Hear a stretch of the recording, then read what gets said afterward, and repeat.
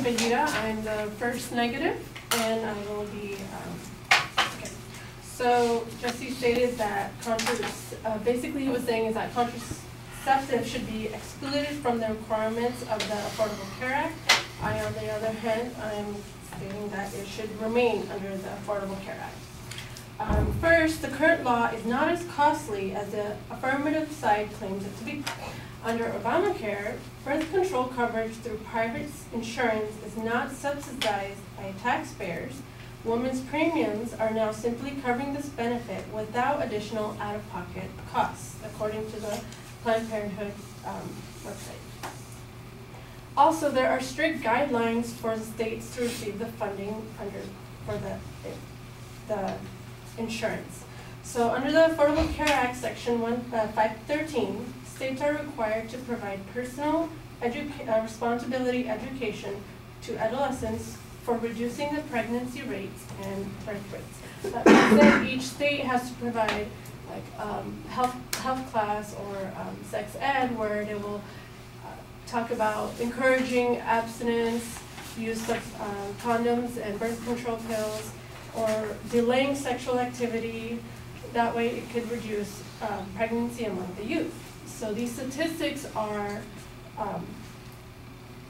filed every year for the funding to continue. Second, the status quo of the Affordable Care Act is already doing a great job in providing contraceptive options to women and still allowing religious groups to be exempt. So under the Affordable Care Act, there is an exemption for religious groups, for churches, places of worship, nonprofit organizations, that they do not have to take part, and it will not infringe on their religious First Amendment rights. Health plans sponsored by certain exempt religious employers don't have to cover contraceptive methods and counseling. The Food and Drug Administration approved contraceptive methods, sterilization procedures, and patient education and counseling as prescribed by a healthcare provider for women with reproductive capacity. This does not apply to health plans sponsored by certain exempt religious employers. This is from the healthcare.gov. Also, finally, excluding contraceptives from the Affordable Care Act will cause a lot of repercussions.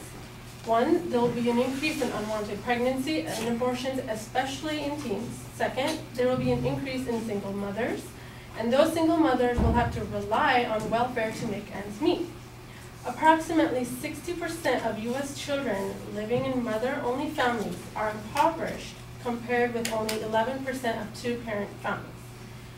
The cost of welfare is more than the cost of contraception. $1,127 billion, including $646 billion for Medicaid and $481 billion in other welfare spending. So like every public dollar spent for contraception, $5.68 is saved in Medicaid spending. So each time we provide someone with a pill or any other kind of method, we're saving approximately $5.68. Now, for the cost of mental health for mother and child is more than the cost of contraception. Now, if a single mother woman is to get pregnant, she doesn't have the support of the father, she's going to be relying on welfare. Not only is that mentally damaging to the woman, it's also mentally damaging to the children. Past research has indicated that children from single-parent families are more likely to experience less healthy lives on the average than children from intact families. For instance, children growing up with one parent are more likely to drop out of school, have children of their own out of wedlock, and have trouble keeping jobs as young adults. Other consequences include risk to psychological development, social behavior, and sex role identification, according to the Ohio State University. Mother-only families are more likely to be poor because of the lower earning capacity of women, inadequate public assistance with child care subsidies, and lack of enforced child support from non-residential fathers. The median annual income for female-headed households with children under 6 years old is roughly 1/4 that of two-parent families. By far, however, the number of children per family unit is generally comparable, approximately 2 per household.